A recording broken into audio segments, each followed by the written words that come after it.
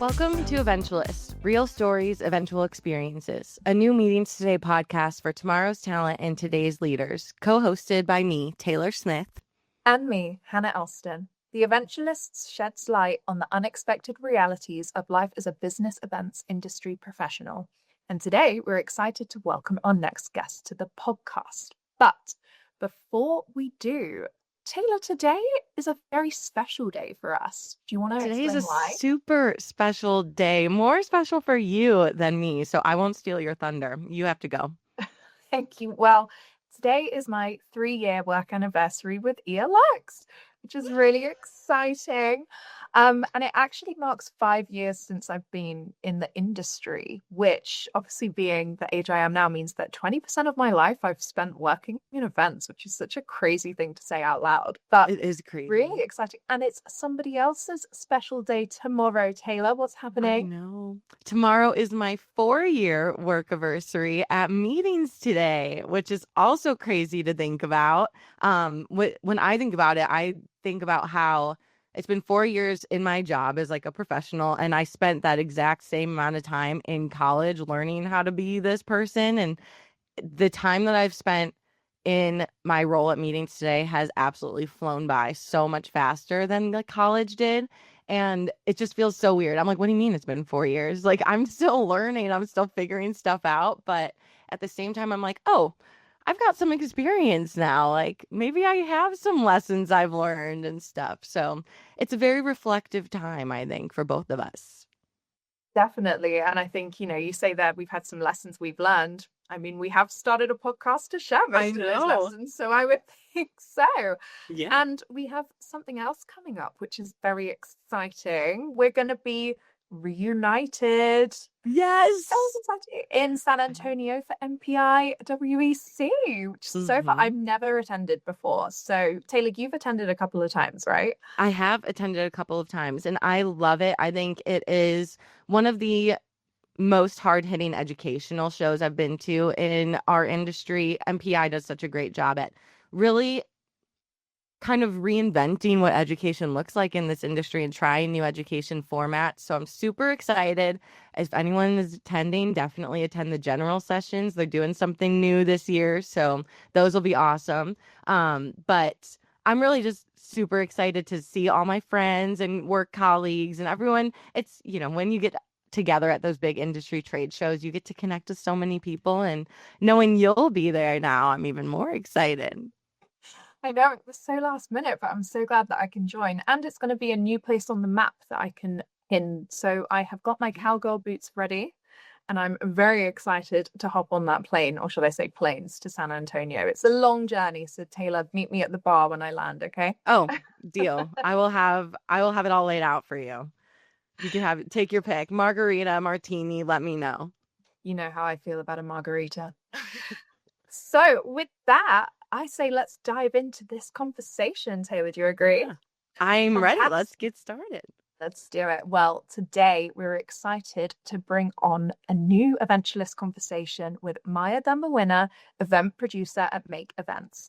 Now, Maiya and I met last year as winners of Tomorrow's Talent in the UK, and today she is joining the Eventualists to unpack the factors that influence career advancement beyond job descriptions. From performance reviews to trust, reputation, relationships, and the thief of joy that is comparison.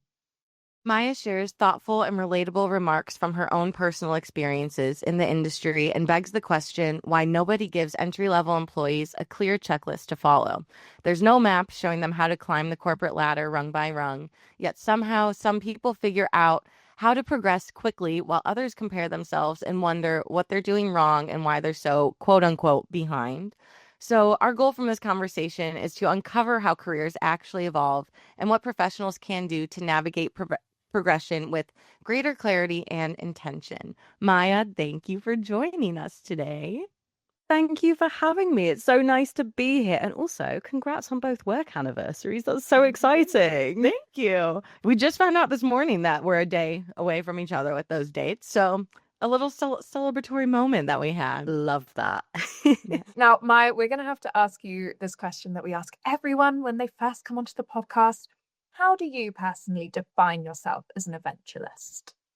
Oh, it's such a tough question. And I spent so long thinking about this before the podcast, I'll be so honest.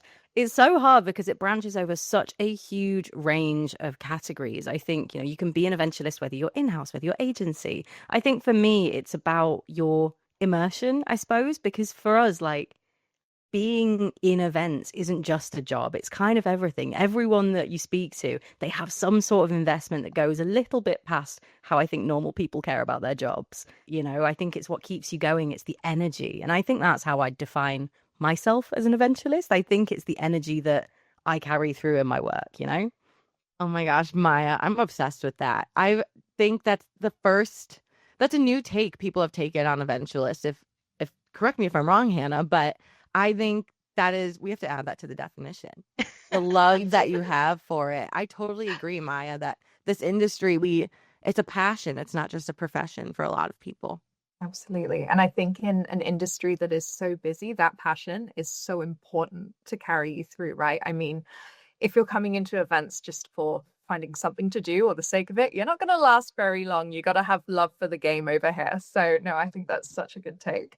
Hmm. And I think that love for the game helps when it comes to that unclear career progression timeline because you're doing it because you love it, not because you necessarily know what's going to happen next. Maya, at what point did you realize that career progression wasn't going to come with a checklist or timeline for you? I remember when I first entered events and being so excited about all the new things that I was going to be experiencing, we sat down to talk about what progression looked like. And it was said to me in a meeting, well, it's so different because our agency is going to look really different to another agency. We're going to work on different events. The scale of it's going to look very different. So it was told to me in person, which is something I never thought I would have to experience. And I don't think that's the wrong thing or the right thing to do. And I appreciated the clarity in saying, well, we actually don't have the answer for you. We can't say it's going to take you a month to get to this point and then a year to get to this point. But I think what really struck me was that it's so diverse across all of our different companies that it's really hard to actually find peers who are in the same position as you because there's always going to be movement within that. Someone will have done an event that you haven't done, but they've also managed clients that you haven't managed.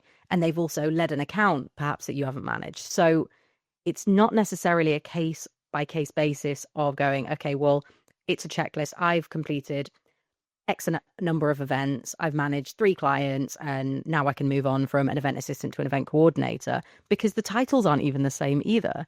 So it's an ongoing conversation in the industry, I know at the moment, in terms of equalizing to try and get to a point where we say, okay, well, at least a baseline looks like this.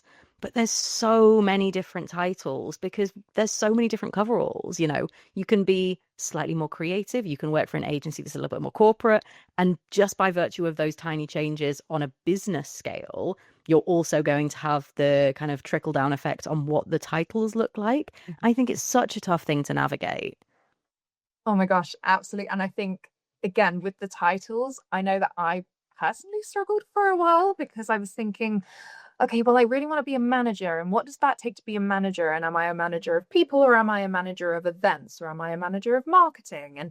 And just sort of that overwhelm of where does that go? And like you said as well, it can be specific to brand or it can be specific to communications. Like if you're going to look on LinkedIn and see all these different event titles that are available, you're like, well, which one do I fit into? Because you can sort of shape shift your way into any kind of title that you want, 100%. right?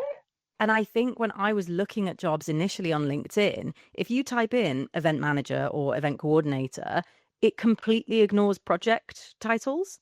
Yeah. So you actually are missing out on a huge sector of events just by virtue of the word that you're using to search for it, which is really tough because it makes it quite hard to navigate the sort of companies you want to go into because, you could be looking at, let's say you want to work for a creative agency.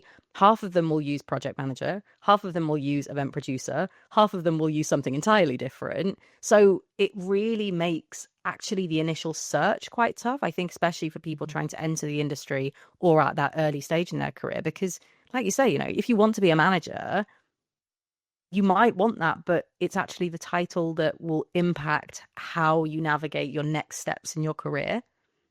Exactly. And I think you've touched on an interesting point there, because when we're looking at the events industry specifically, why do you think it is in our industry that we're lacking that clear roadmap for advancement compared to other fields?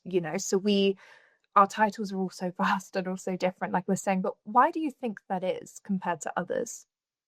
I think in a way it's partially down to the sheer volume of things that we do. I mean, ultimately, what an event producer is, what a project manager is a multitasker. So instead of just having an office salary job, because you have the changeability of what your day looks like, it makes goal setting a lot harder. And I think that's one thing that comes up consistently in at least, my peers and when we talk about PDPs and things like that. When you're then setting goals that are short term, mid-term, long term, having concrete achievements becomes really tough because it's one dependent on the clients that you're working with and the events that you're bringing in. So even if you wanted to, say, develop conferencing skills and you wanted to work on 1,000-person conference, if the company that you're working for isn't able to bring that business in, it also can't support you in that development piece. So it's a kind of two-way street. But just because you don't achieve that, it doesn't mean that you're not able to progress and that you're not still growing and learning. So I think that's one of the struggles that our industry has more so, because obviously if you compare it to a finance role or, a standard marketing role where you have achievable targets, that's very different. I don't know many industries like events where actually the staff and the people that work on a day-to-day basis aren't necessarily targeted in the same way that you would be if you were in a salaried job that just kind of does a 9 to 5 in the office.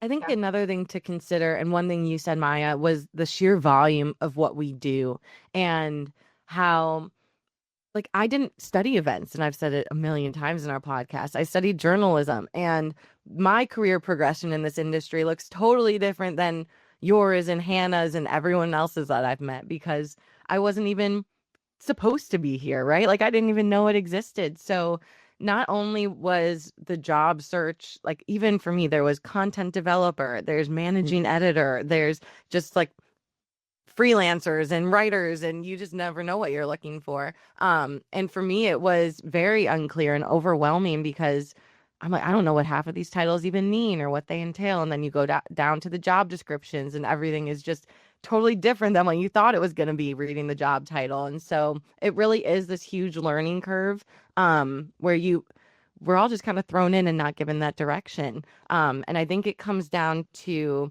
a little bit of speaking up for yourself, knowing what you need, telling your boss or your hiring manager when you start a role, like, make sure you get those guidelines and kind of look and see, like, what is possible for me here. That leads into my next question, which is, when those things like promotions, next steps, new titles aren't clearly defined in environments and work environments, how can young professionals advocate for themselves in those situations?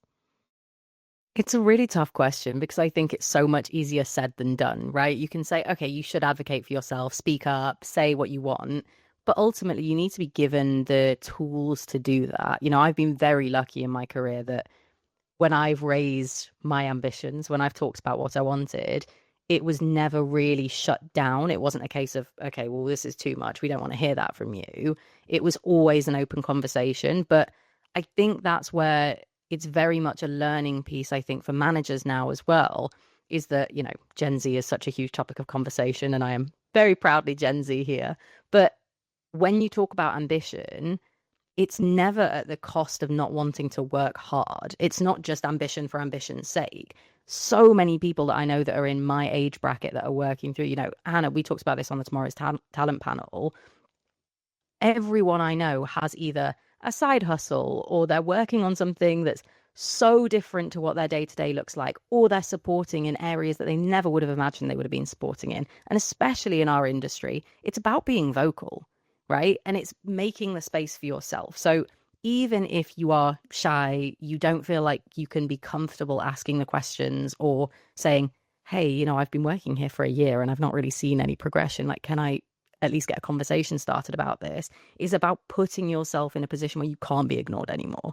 And I think that's one thing that fear massively plays into, because you spend a lot of time, I think, growing up and being told in school or in university or in your first kind of career steps that you need to follow a specific route. And this is the way that things work. And you can't really question it. You just have to kind of put your head down and work. But actually, if you're then not being given the roadmap, you're both kind of lost. So it's on employees to frame for managers what they want as much as it is on managers to frame for employees how they can help them get there.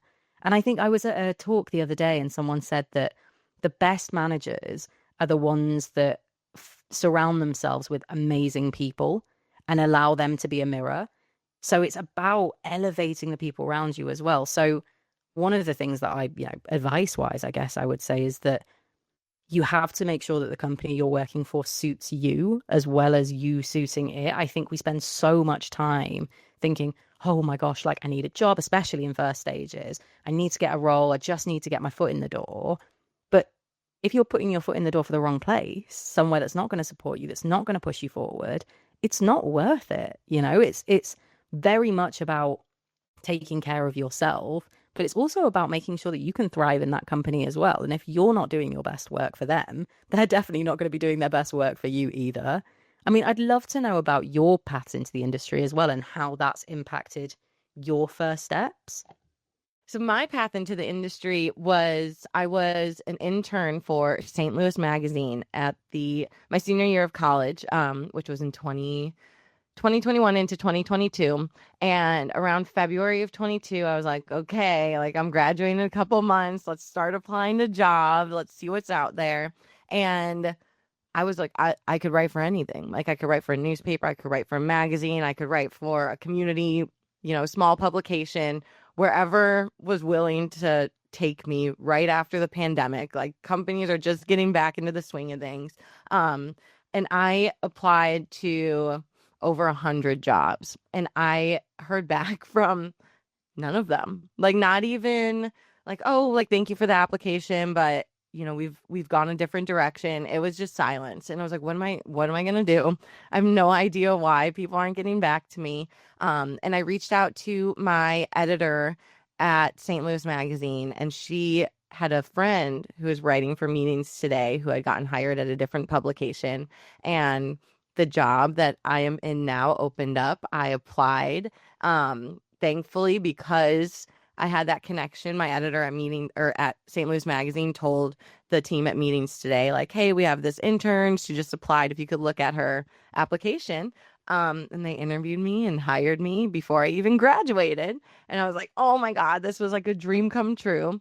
And obviously I started in the role and I was like, what the heck is an RFP? What the heck is an IMAX? What the heck is any of this stuff? I had no idea. I was like, hotels have ballrooms? Like what? Like I don't know any of this. So I had a lot of learning to do. And the only reason I did not totally just go into fight or flight mode is because I had a mentor and a manager in my boss, Tyler Davidson, who just lifted me up from the first moment. He saw my potential and he made sure to connect me with all the people. Courtney Stanley is one of the first names I could think of. She runs the Dare to Interrupt podcast on the Meetings Today site. And by him being so willing to share his network and to introduce me to people who would help me, I just felt so welcome and accepted and supported in this industry. Like I was a baby in this industry. I had no idea what anything was. And people weren't letting that prevent me from getting opportunities. They saw it as an opportunity to shape the next generation of events. And that was ultimately what became what I do now. So it really was a very full circle kind of moment for me. And I would not be here today if it weren't for that leadership and mentorship. I love that. Oh my gosh, Taylor, I think, hearing that story, and we're talking about advocation here, that it goes all the way back to that magazine that you first started working at and them advocating for you when it came to Meetings Today to help you, get that role. And I think, Maiya, you hit it so well that it's easier said than done to advocate for yourself. And I think a lot of us get the courage to be able to do that from having really great managers or being in a good place that can uplift us first and give us the confidence to feel like, actually, why wouldn't I advocate for myself? I am great at what I do, right? And I mean, if you don't mind me sort of sharing as well. It just reminded me of like when I started ELX, obviously 3 years ago. Um, I was 22 and this was my first sort of full-time marketing role because I came from an agency side. So, agency, you wear 20 different hats. I was just whatever you wanted me to be that day, I was. And so this was my first time doing it like full time. And then learning more about ELX as a community and our audience. These are people that have made it to the very tops of their careers in events, head of global events, directors of marketing, all of this. And all of a sudden, I'm supposed to be in the room with them, sharing my opinions or having my voice heard, or it just obviously the imposter syndrome was outrageous. But I was like, there's no way I feel like I can advocate for myself here right now. I feel like I'm an imposter.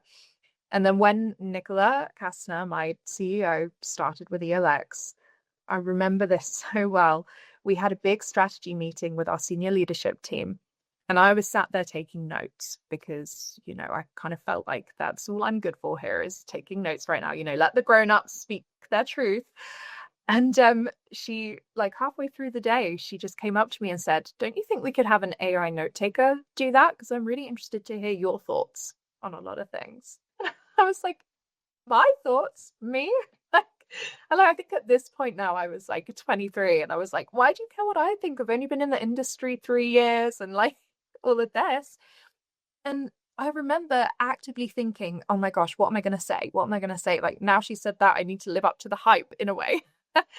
And I can't remember exactly what I said, but I remember surprising myself with actually, I do have something to share that I've learned in the past year of being here. I do have a little bit of knowledge, and nobody is looking at me like I'm an idiot or that I don't deserve to be here. Hey, they hired me.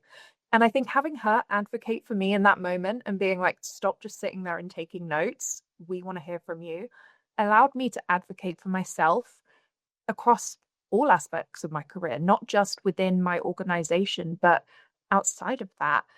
And so it is important that we do advocate for ourselves, but I think it's extra special when that can come from a place of knowing that other people would advocate for you and knowing that you're in such a good place. And Maiya, I want to bring it back to you because actually, when we speak about tomorrow's talent and what that did for us, that was because a member of your team advocated for you, correct? Yeah, correct. I mean, you hit the nail on the head with what you were talking about in terms of how you are supported from kind of the top down. I think one of the things that I've always found really interesting is how that one moment where you just felt like your confidence was really boosted, it's a bit of an ego boost to be like, oh, I actually want to hear your opinion, feels amazing. But it's also an opportunity for you to then say, oh, well, actually, I spoke in that meeting 2 weeks ago, so I'm going to speak in this one as well, if you don't mind. I've actually got something to say. It's actually the justification. It's not just the feeling. And I remember when, sorry, before I go on to the tomorrow's talent piece, I remember I was sent to IBTM, which is obviously a huge like trade show.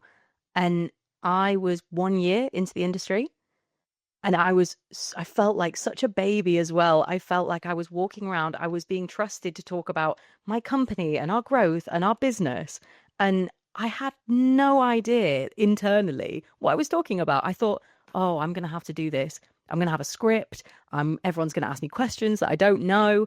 But actually, you find amazing people. They bring the right answers out of you.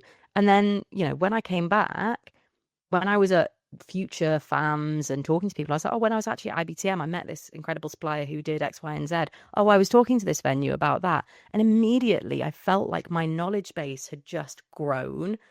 I think it's the exact same thing with tomorrow's talent. I was so lucky. I had an amazing supportive team. And, I think of all of this, I've been very lucky with the jobs that I've had. My current job, like my team is so supportive. And I hate that that's a rarity. I don't want that to be a rarity for people. But I was put forward for tomorrow's talent by our marketing lead at the time and my MD. And they really pushed me. And I remember I walked into the office one day and everyone was just kind of looking at me. And I was like, what's going on? Then suddenly we used to have this bell, and they'd always ring it when there was good news, but it was good news whether we'd like won a pitch, something had happened, we won an award, someone had personal news to share. Someone rang the bell and everyone's heads just went like this at me. And I was like, what have I done? Oh my God, something horrible's going to happen. And they announced it in the office. And I just remember that feeling so supported and so welcomed into the fold that, the opportunities we got from Tomorrow's Talent, it was so much more than just feeling like, okay, I've got an award that I can showcase a little bit. This is quite cool. But it gave us the chance to MC on the stages at the meetings show. That was a skill that I never thought I would learn. And like Hannah, I know that's massively springboarded you as well into some of the amazing opportunities that you've had. And it's just such a lovely opportunity to see it's the roll-on effect, I think. Yeah, absolutely. I would say it was a key driver that, accelerated our growth. And speaking of that, Maiya, I want to ask you, has there been another maybe risk that you've taken or a decision that you made that significantly accelerated your growth other than Tomorrow's Talent? What's something that you did for yourself that you would say about that? I mean, I recently changed jobs, so that would probably be number one. I'm someone who throughout my career has really been an advocate for myself. I always would go into interviews and I'm kind of unapologetically myself, which probably works for some people, maybe it doesn't for others, but I'm not ashamed of it. I think there's a case to say that I have probably been more outspoken than the majority of people who would be looking at a first job. And I remember walking into my first interview with with the older role that I had. And I spoke about my ambition from the get-go.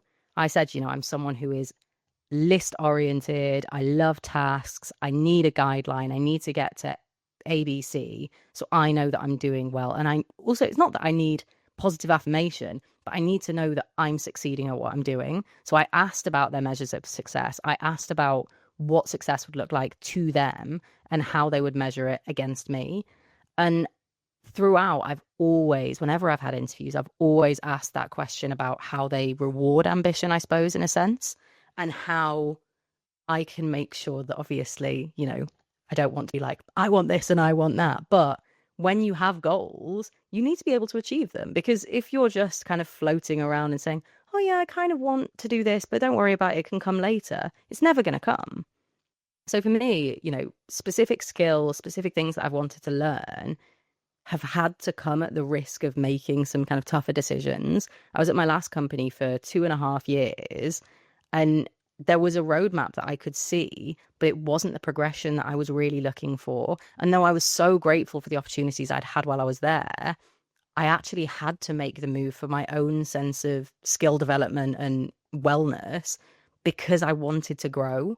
So making that jump was a really tough decision. And I felt so torn up about it in that I took a bit of time off in between. And I remember it was over Christmas. I was just thinking, oh, have I made the right decision? I'm about to go into a team that I don't really know that well. I'm going to have to start from kind of scratch again.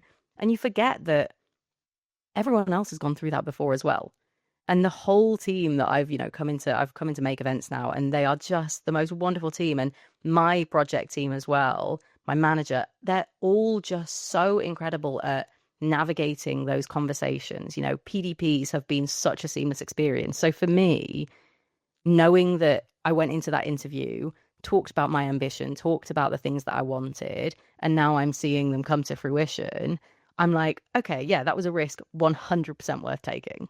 It comes back down to that advocating for yourself that we talked about, right? Because you clearly laid out to your company what you needed, the kind of employee you are, what makes you want to stick around and succeed and grow and thrive in a company. And when you saw that it wasn't necessarily what was happening, you had to put yourself first. And I think that's what a lot of Gen Zers are doing more so now, where previous generations, maybe they valued loyalty to a company a little bit more, where we value loyalty to ourselves, I think, and that's not a bad thing. I also think, though, the other thing that you said that stood out to me was everyone else has gone through this too. Like, just because I'm the new person in the room now, they were all the new person in the room at one point too. They all had to learn and grow. And I think that's where the imposter syndrome comes in, the comparison comes in, and it is such a big issue in fast moving industries, comparing yourselves to others and seeing, oh my gosh, Hannah's rising in the ranks at ELX. Why am I not rising in the ranks at meetings today? Like, there's stuff that even subconsciously you can't prevent yourself from feeling and thinking. But when you do feel that comparison and kind of, tearing you down or making you feel less confident in yourself and your roles, how do you navigate that personally? What have you found helpful? I think it's kind of a two-part answer, I suppose, which is one, talking to people about it and talking about the imposter syndrome, because everyone does experience it. When you're having a tough week at work, it's going to happen. You're going to have a week where client deadlines are running over, you feel like you're not going to deliver, and being able to talk to a team member, even a friend, even I think maybe it's a little tougher because our industry is so specific to understand certain aspects of it.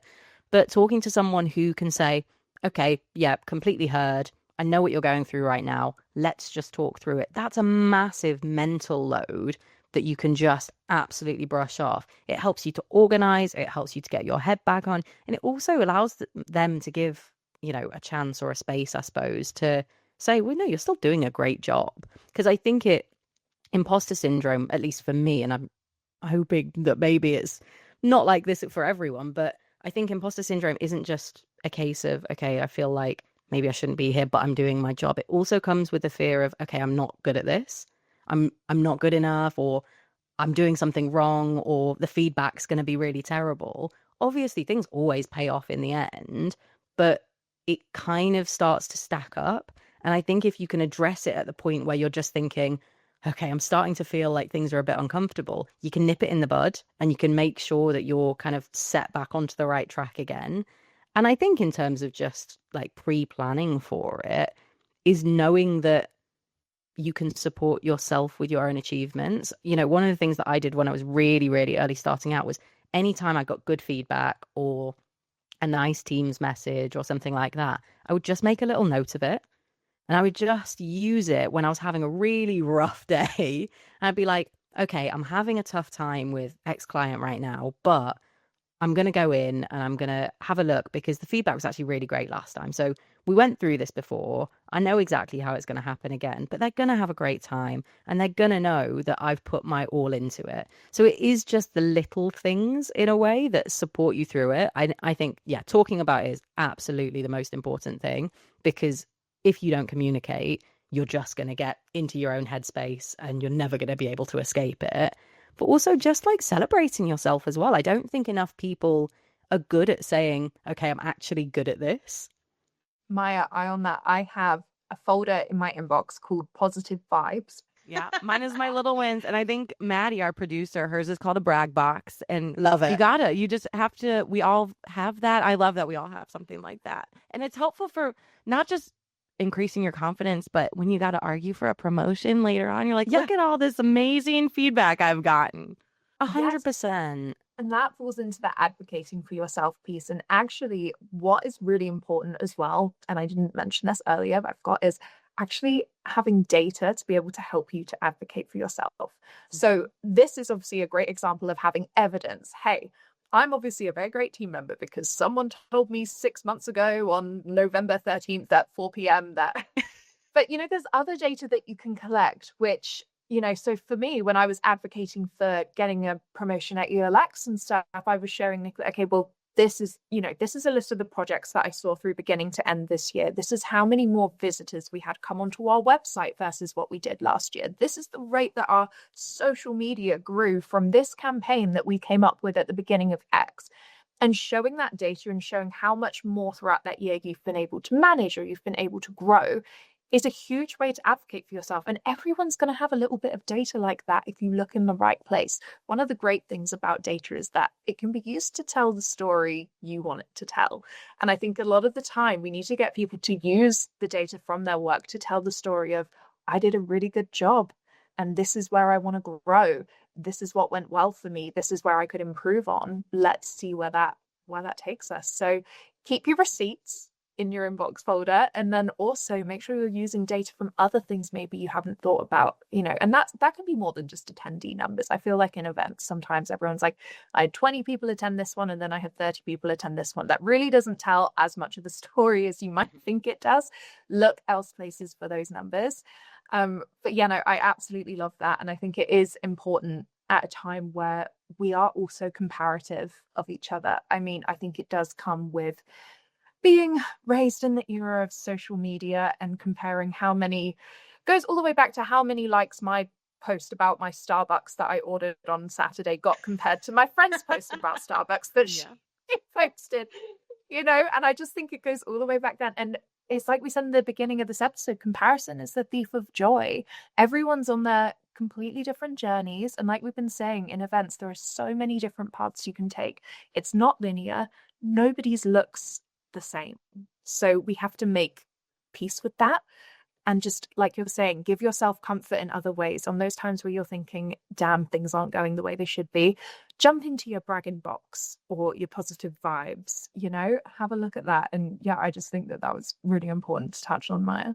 Yeah, and I think on the flip side as well, it's quite an interesting one about comparison in the sense that I do think social media has had a massive part to play in it, and I'm sure LinkedIn and me being a LinkedIn warrior on the weekends has a huge part. But I really don't think enough people are comfortable with failing either. And I use failing kind of loosely in the sense that making a mistake is not the end of the world. It feels like it sometimes, but being prepared to go into a review, for example, and saying, you know what, this section of things, so for example, let's say budgeting is weak, I'm actually not great at this. I'm working on developing it. But you being the one to kind of control that conversation when you go into the room is really important, because it's so hard to self-evaluate in a positive way. Everyone is always going to focus on the negative. But actually, if you do focus on the negative and say, well, yeah, okay, I'm not great at this, but I've got time to work on it. I've got space to work on it. But also, on balance, I'm a little weaker on this. But by comparison, like, my client relationship skills are amazing. It's just having the confidence to say that you're not great at some things and that you are great at some things, because it shows self-awareness as well.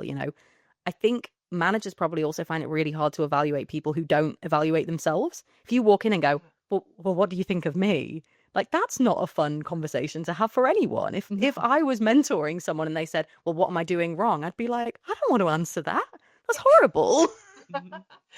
That's so funny. I actually did my first or one of my first performance reviews with a member of my team, and like the prep before was a self-evaluation, because it makes everyone in the room feel a little bit more comfortable, like you just said, but also they're pulling up things that I wouldn't even have thought about, because I don't live in their head. I don't know what it is that they think they want to improve on. But it's the biggest help I think a manager can get when you evaluate all those things for yourself and think, this is how I want to progress. And it doesn't, I think we worry sometimes about this whole entitlement stereotype that comes with Gen Z, that it doesn't fall under that. You're not being entitled if you're knowing where you want to progress and what you want to go. It's, if anything, you're impressing your manager. Like, that's a sign of respect. Like, okay, you can think for yourself, you can evaluate yourself, and you know what you want. You've got to respect it, right? So I think, Maiya, you pretty much covered that very well. But if you did just have to say to someone who maybe feels like everyone else is racing ahead while they're just standing still, what are a few signals that they should look for and indicate that they're still actually progressing? What advice would you give to someone that feels like everyone's running ahead and leaving behind a bit? I think one, looking at your own personal achievements, tracking those, super important, because the only way you're going to grow is if you personally feel like you're growing. If all you're doing is focusing on other people, you are going to feel stagnant. So one, focusing on your own personal growth. I think two, giving yourself the little wins and kind of shouting about them for yourself, even if that's a message to your tiny team, if it's 3 people and you say, hey, I just wanted to shout, I actually got some really good feedback today. It was really nice. They're a lovely client. They're a lovely customer. That's such a nice opportunity. And to remember that, you don't see everyone else's journey and you don't know what they're going through to get there. I'm sure one of my really good friends, she's been applying for events jobs for ages, and I'm sure she wouldn't mind me sharing.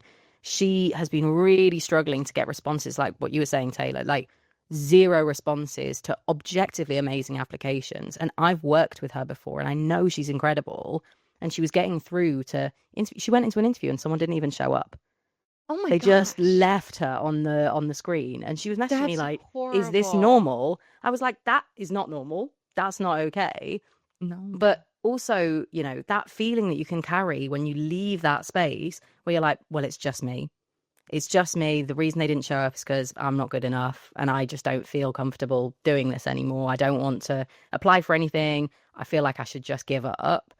That is where I think you have to look at other people's roles. I mean, I moved to London, lived with my grandparents, was trying to find a job. I was finishing my dissertation for my master's and thinking, I'm not going to get a job. This is going to be horrendous. I'm just going to have to like live rent free for a bit and see what I can scrounge. I started my job with like no money in my current account. Do you know what I mean? My first day, I was terrified, but all of the things that I did to get to where I am now, I wouldn't have been able to do without that experience. You know, yes, it was horrible at the time and I was worried, but every day made me feel a little bit more secure, a little bit safer. And it's only recently that I've been like, oh yeah, I'm a project manager. Like I can do this. You could give me someone, I could run with it. It'll be fine. But I was so worried about that for such a long time. So talking to people and understanding that they also had a tough time getting to where they are, or the interview process wasn't super smooth, or they had a rubbish manager, for example. There's always going to be someone who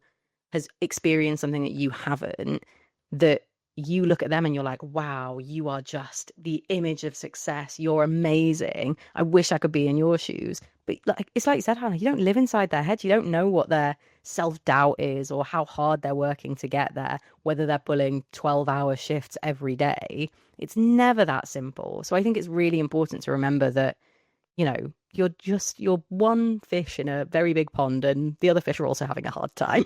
Yes, I think that is so important, like you said, to remember. And it goes back to everyone had to do this before. And maybe the job market wasn't looking as hard as it is for us right now. But yeah, think about 2008 when the market crashed. Like this is something that other generations have experienced and have gone through those tough job markets. They have been unemployed and wondering when their next paycheck is going to come in. And for me, it was a little bit like, I almost felt like all those no's led to the perfect yes, because I've said it in a past podcast, Gen Z, the average amount of time they're staying at their jobs right now is 2.2 years. And as I look toward 4 years tomorrow, I'm like, wow, like all those no's, all that hardship, all that beating myself up for not being good enough, for not getting those interviews. It wasn't that I wasn't good enough. It was that the role that was good enough for me just hadn't fallen into my lap yet. And when it did, it all just started to make sense again. And I think that's something too that we just have to, being patient is so tough, especially when you need money or you need to like move on and get something figured out in your life. And I think it comes back to just waiting for the moment and the right opportunity for you. As someone who's always chasing opportunities, I'm a person who I have that ambition. I want to grow. I want to move up. I want the next job. But when I started in my role, there was no clear path for me to move up. Those roles were filled. They weren't going anywhere anytime soon. And I was in my role. So I had to look outward at, okay, how can I make my role more my own? How can I progress as the person I am right now? Maiya, how do you think professionals can grow in their careers even when their job title hasn't changed? Do you think it's possible? I definitely think it's possible. I think a lot of it is to do with what you're looking for, right? You know, part of where I am now, I'm very, very lucky. Like we've got an incredible design team, we've got a venue find team. So I have the opportunity to sit in on calls for things that I don't know. I have the opportunity to ask questions. And I think that's one of the ways which you can grow when you are in a company that maybe doesn't have the space for you, is saying, well, actually, can I just sit in on that pitch? I don't want to be on camera. I just want to listen in, because it's about the information you learn. One of the things that I always say about events just as a whole is that fundamentally, regardless of what seniority you are, you do the same job. You are all running an event. You are all managing the pre-production. You are all managing the on-site. Even though seniority allows you different avenues to manage that, whether it's taking on slightly bigger things, managing TROs, all of the kind of actual production stuff, you are doing the same job. So all you can do is open yourself up to learning more about that job.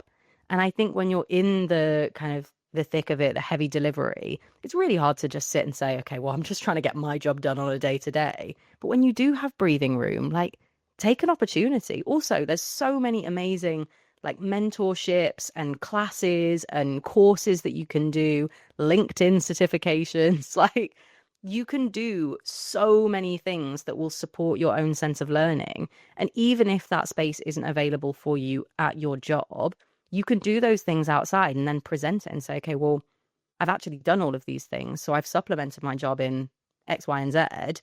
So how can we actually look to bring this in-house? Because I don't want to be doing this outside anymore. I'd rather do this with you guys. So I think it's a case of just grabbing every opportunity you can, right? Hmm. One thing that, just to jump in quickly, associations, like joining my local chapters. If anyone out there hasn't joined local chapters of Site, MPI, Site Chicago, is like, those are my people. Shout out to Site Chicago. Love you guys. But those associations were the perfect opportunity for me to find a community of people like me outside of my role. And now I'm like on a committee and I'm working toward maybe one day being on the board. And those are things that, weren't possible for me in my role, but are showing that career progression outside of it. So big shout out, big plug for those associations. Definitely join them, everyone. They are worth it. I feel like I have my own story in that kind of sense as well, because Taylor, I don't know if you remember, but I actually made it known that I wanted to speak at an event and Yes, to help I grow my remember. career just outside of, I guess, the usual day to day. And so the first offer I was given was to speak with you in IMEX Vegas. And, if I hadn't said yes to that opportunity, I dare to think on what I would have missed out on. I don't want to say this friendship because I'm sure we would have found each other I would have eventually. found you. I would have found you. But like, that projected this whole podcast and this journey we've been on together, and we've introduced each other to such amazing people through this connection as well, such great people that we will carry within our communities. Maiya, that includes you. Like it's been so phenomenal to be a part of that, and I guess build success outside of just sitting behind your desk. And I think that's something that the events industry actually does do very well, is give you opportunities to get outside, outdoors, touch the grass, as people say, and meet your people and just bond over, hey, I'm going through this on my day to day. How are you handling this? How could I do better at this? And also, let's just go out for a drink and debrief. Sometimes you need a therapy session too. Every little helps for sure. And so when we talk about, I guess that feeling of success and working towards that, Maiya, I'd be interested to know, just as a last question, because we're coming to time, but what does success actually look like to you compared to when you first started out in events? What does success for Maiya look like now? That's such a tough question because I think it develops a little bit. I think success, or my view of success when I first started, was quite narrow. I thought it was probably more corporate than it actually is.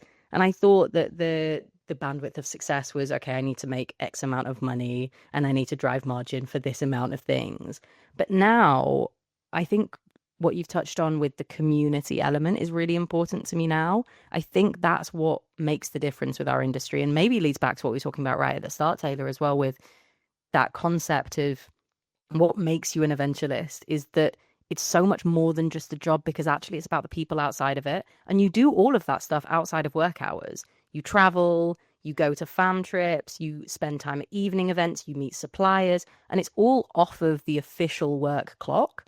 So all of that, I think, massively kind of contributes to your feeling of immersion within the industry as a whole. I think for me now, I spent so long thinking, okay, I just need to be good at my job. I just need to be great. I need to make no mistakes. But actually now I feel that it's about the collaboration. For me, knowing that I've supported part of my team through the process, they've been able to support me. I've had a problem, we've actually managed to fix it. The clients turned around and said, oh, you know what? Last year we didn't really feel like we were that supported. And now we've used you guys. We can't wait to have you next year. Can you do more for us, please? It's 100% a feedback loop, because ultimately we really care about our jobs. Like, I want to do a good job for the people that I'm working for, and we get the opportunity to go to some amazing places and put on some amazing events. So I think grabbing that opportunity as just a whole has become really important to me, and success is definitely harder to define, I think, the further I get into my career, because it just doesn't seem to be one specific thing. It's a whole range of things. It's my manager saying to me like, oh, I got great feedback on you this week. And I'm like, thanks, that's really nice. That makes me feel good. But it's also being on site and reaching wrap up day and looking at the D rig and going, oh, yeah, I managed to do that somehow. I don't know how. But it's a whole combo of things. I mean, what does success look like to you guys? Can you define it? Oh, okay, well, I think success is perception, right? So I think it comes from the biggest sense of fulfillment. Sometimes I'll think, okay, that was a success, or I feel like I'm really exceeding right now and this is great. And then literally, I don't know, the next day I burn my porridge and all of a sudden I feel like I'm a failure. But I guess what I'm just trying to say is that the definition of success is changing for me all the time. And it's sort of about how I'm perceiving things in that moment. And I choose to perceive things as success sometimes. I think having a goal and then reaching that goal, no matter how big or how small, really helps feel that sense of success. But I want to feel like a successful person, you know, like I don't want to look back and be like, oh, I did this wrong and I did that wrong. Because, you know, I'm human. I do a lot of things wrong. If I hyperfixate on those all the time, then I'm not going to think about all the great things in my career that I've also achieved. So, yeah, to me, success is more just about perception and finding that sense of fulfillment and being proud, I guess, about what you've done. Feeling proud and pride, that's being successful to me. It's nice as well that you're kind of touching on it as more of a general, it's not like an achievement. It's not something you feel at one time. It's a sense of every day I'm actually in a successful aura, I suppose. I'm in that moment. I think success is very subjective. Like you said, comes down to perception. And when I was in school and like still a student, success was straight A's and a 4.0 GPA. And I quickly realized, you know, no one's going to grade my work when I'm in this role. And that was those grades were like my signs of success for me. So I had to really reshape how I saw success. A lot of it was my little wins box, those emails that I would get. I really appreciate any type of like words of affirmation. So when I see those, I'm like, oh, that was a little win for me. But success over the years, now that I'm looking at 4 years at meetings today, is as long as I can get out of bed and look forward to what I'm doing every day, I am successful. And I can truly say that I love what I do. And I know that not many people can say that. And so as long as I can say that with truthfulness behind it, I believe that I am successful. Maiya, thank you for a successful podcast. This has been fantastic. Thank you so much for joining us. I thoroughly enjoyed listening to what you had to share, and I know that our listeners will too. Thank you for having me. Thank you for listening to this episode of Eventualists and diving into real questions and experiences shared by us and our listeners. For more Eventualists content, follow Meetings Today's social media platforms and eventualists.podcast on Instagram. Whether it's a bold question, an anonymous confession, or a candid conversation with a courageous podcast guest, the Eventualists are here to unpack it, openly, honestly, and without judgment, to help teach emerging professionals and leaders lessons they will find useful in their careers, eventually. We're your co-hosts, Taylor Smith and Elston. This episode was produced by Meetings Today's Maddie Willis. If you like this conversation, add to it. Email Maddie at eventualists.podcast@gmail.com. New episodes of Eventualists will air every third Thursday of the month. Thanks for tuning in. We look forward to sharing more experiences and conversations with you eventually.